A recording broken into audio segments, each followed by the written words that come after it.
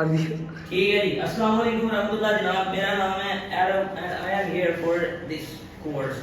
आज का ये कोर्स बहुत इंटरेस्टिंग है बच्चा, आप सबके लिए। 9th 10th first year second year और यूनिवर्सिटी के एग्जाम या आईएसबीआर आईएसएसबी के एग्जाम देने वाले सैट गैट नेट और जितने भी मैट शैट है सब इससे गुजरते हैं।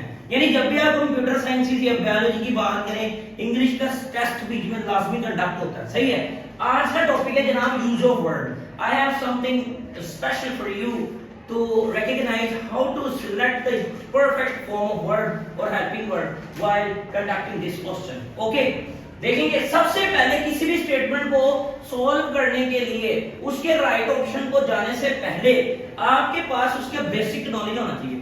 बेसिक नॉलेज किस चीज का?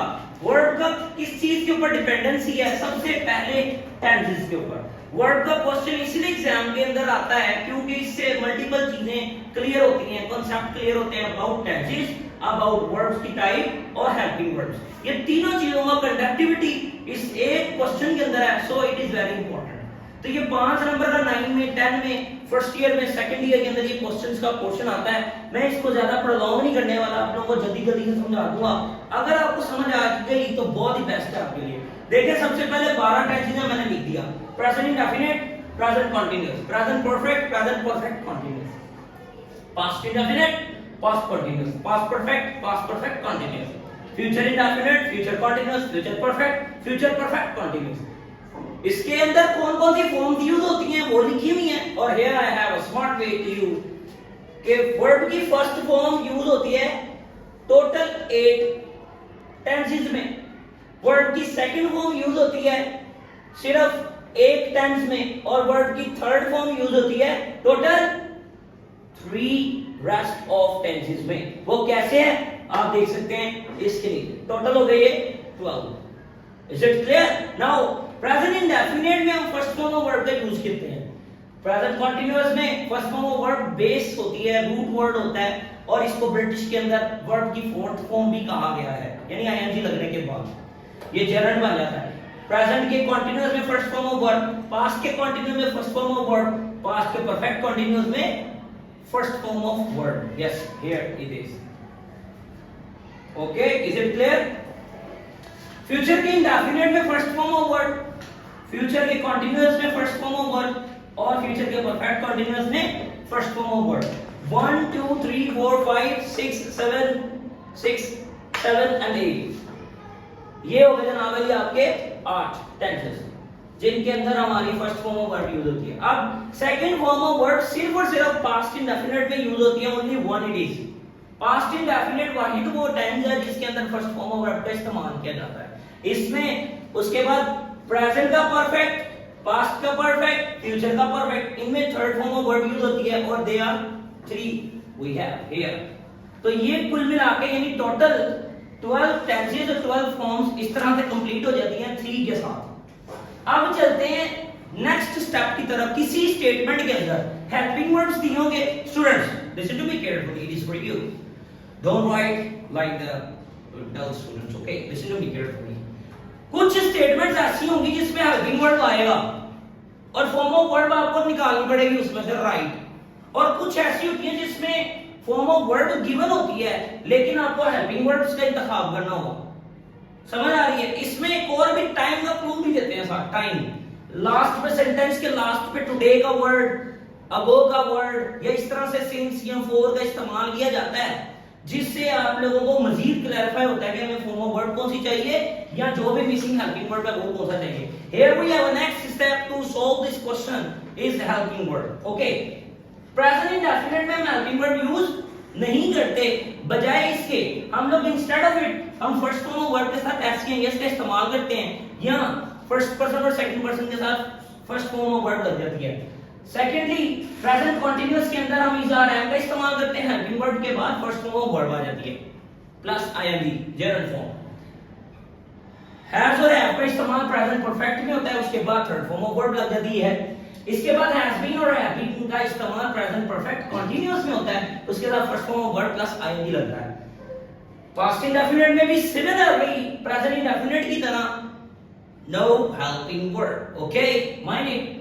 उसके बाद पास्ट कंटिन्यूअस में was और were आता है, उसके बाद फर्स्ट फॉर्म ऑफ वर्ब के साथ ing यानी general form. Next is about the past perfect. Past perfect में first person, second person, third person या कोई नेम जो भी हो सब्जेक्ट, उसके बाद हैड लगाते हैं, थर्ड फॉर्म ऑफ वर्ब लगते हैं। इसके बाद परफेक्ट कंटिन्यूअस के अंदर हैड बीन और first person first form of verb के साथ ing लग जाता है यानी general form. Next is future indefinite. Here is a sensitive question I have, may be you can comment on it. जिस तरह प्रेजेंट इंडेफिनिट और पास्ट इंडेफिनिट में हेल्पिंग वर्ड्स यूज नहीं होते, विल और शैल को मैं कंसीडर नहीं करता कि ये हेल्पिंग वर्ड हैं, ये मॉडल वर्ब है, क्योंकि मॉडल वर्ड किसी भी काम की पॉसिबिलिटी या किसी काम के होने की अज्यूम करने को हम लोग समझते हैं।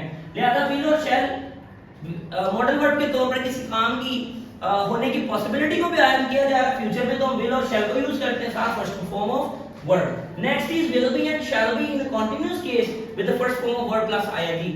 Next is will have and shall have for the perfect case of the future and the use of verb third form of verb. इसके बाद will have been, shall have been in the future perfect continuous and with the use of gerund with first form of verb. That's all for you. समझ आ गया? इसको आप repeat कर सकते हैं, इसको आप समझ सकते हैं, यही सब कुछ है, यही टेंसेस हैं। इनकी इंशाल्लाह अगली वीडियो में मैं फॉर्मुलेशंस के साथ क्लियर करूंगा, सबके फॉर्मूलाज दे दूंगा आपको स्मार्ट वे में। Next is the solution of the statement. Here I have, सबसे पहले मल्टीपल चूज क्वेश्चन के अंदर, मल्टीपल चॉइसेस क्वेश्चन के अंदर आप लोग राइट ऑप्शन के ऊपर टूटने की बजाय उसमें से जो इररिलेवेंट है, जो उसमें से बिल्कुल गलत स्टेटमेंट का हिस्सा है, ग्रामर के खिलाफ है, उसको पहले आप आइसोलेट करें, उसको निकाल दें, उसको खत्म कर दें। जैसा कि मैंने यहाँ पर क्रॉस लगाया, टिक लगाया, क्यों? देखते हैं लास्ट पे शी के साथ कौन सा ऐसा टेंस लगेगा, कौन से टेंस के मुताबिक ये होना चाहिए जिसमें से राइट ऑप्शन ये है। मैं देखता हूँ सबसे लास्ट में, क्या शी के साथ हैव वर्ड लगेगा?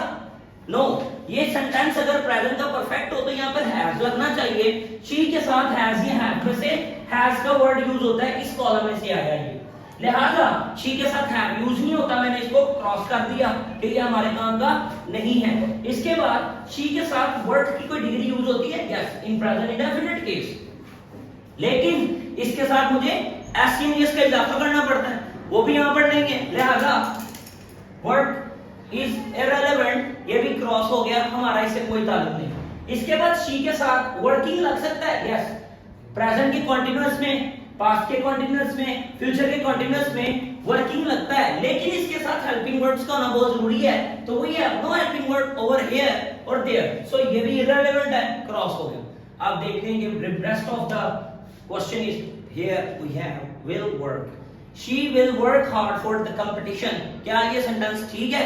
अगर ठीक है तो किसकी तरह से, इसके रीजन क्या है? ये फ्यूचर का इंडेफिनिट टेंस है जिसमें विल या शैल का इस्तेमाल किया जाता है, और ये थर्ड पर्सन है, थर्ड पर्सन के साथ हम विल यूज करते हैं, विल के साथ फर्स्ट फॉर्म ऑफ वर्ब आती है।